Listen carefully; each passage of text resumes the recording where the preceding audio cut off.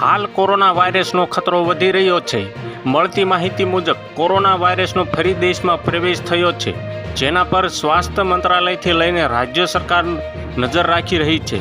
સોમવારે સ્વાસ્થ્ય મંત્રાલય તરફથી જાહેર કરવામાં આવેલા આંકડા અનુસાર કોરોનાથી સંક્રમિત કેસની સંખ્યા 1009 પહોંચી ગઈ છે, જેમાંથી 752 કેસની પુષ્ટિ તાજેતરમાં થઈ છે। છેલ્લા 2 સપ્તાહમાં આ આંકડો 257 જણાવવામાં આવ્યો હતો। આ સાથે 7 મોતની પુષ્ટિ પણ સ્વાસ્થ્ય મંત્રાલય તરફથી કરવામાં આવી છે, જેમાં મહારાષ્ટ્રમાં 4, કેરળમાં 2 અને કર્ણાટકમાં 1ના મોતની જાણકારી છે। કોવિડ-19ના નવા કેસની વાત કરવામાં આવે તો આ સમયે સૌથી વધુ જે રાજ્યોમાં કેસ છે તે કેરળ છે। કેરળમાં સૌથી વધુ 430 સક્રિય કેસ નોંધાયેલ છે। મહારાષ્ટ્રમાં એક્ટિવ કેસ 209, દિલ્હીમાં 104, ગુજરાતમાં 83, તામિલનાડુમાં 69 તો કર્ણાટકમાં પણ 69 કેસ છે।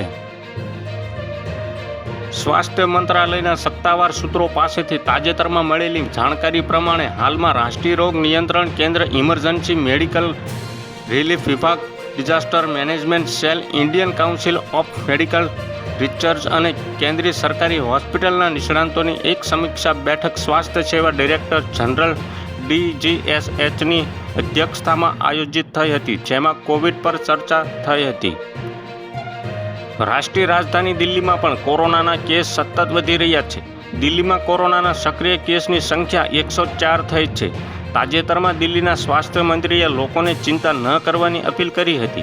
સ્વાસ્થ્ય મંત્રી ડૉક્ટર પંકજસિંહે કહ્યું કે આપણી હોસ્પિટલ દરેક સ્થિતિ માટે તૈયાર છે।